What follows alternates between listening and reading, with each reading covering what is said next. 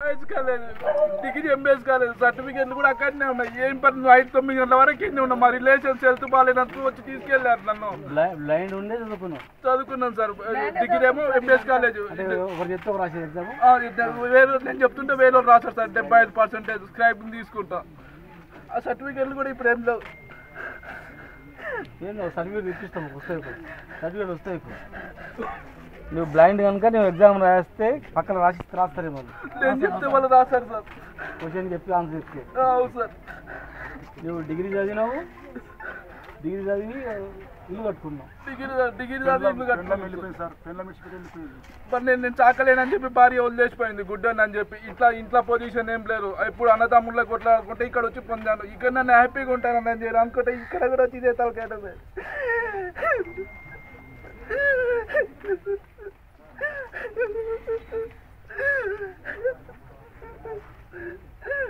తెచ్చిన అప్పు కూడా ఇంకా కట్టలేదు.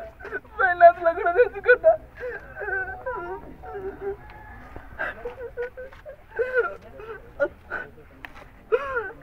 తెచ్చిన అప్పు కాయిదాలు కూడా దాని ఏం కాయిదాలు లేవు, ఏం లేవు. వాళ్ళు వచ్చి అడిగితే ఏమని ఇవ్వాలి. 1-2 అడుగుతారు సార్. మేమున్నాం, భయపడకు. మేమున్నాము. నీకు సర్టిఫికేట్లు వస్తాయి, మీ ఇల్లు వస్తుంది, నడుచుకుంటూ వస్తాయి, ఇల్లు కూడా వస్తుంది. ఏం భయపడకు. ఇలా మీలాంటి పరిస్థితి ఇక దేశంలో మళ్ళీ ఎవరికి రావద్దు. అయ్యేంత వరకు మేము ఉంటాం.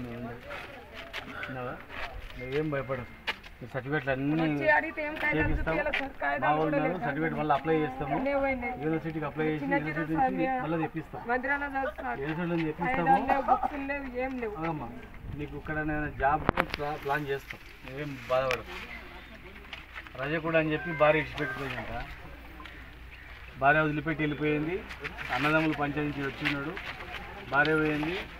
కులం చూసి వెళ్ళి వికలాంగుడు వెళ్ళిపోయాను. కట్టుకుని ఇల్లు కుల కొట్టేసి. ఎంత దారుణం. కట్టుకున్న భార్య వెళ్ళిపోయింది. తోడబుట్టిన అన్నదమ్ములు కొట్టేలా కొట్టిరు. ఇక్కడ సంఘంలో వచ్చి బతుకుదామంటే ఈ పరిస్థితి చేసింది గవర్నమెంట్. ఉన్న గూడిని కుల కొట్టింది సార్.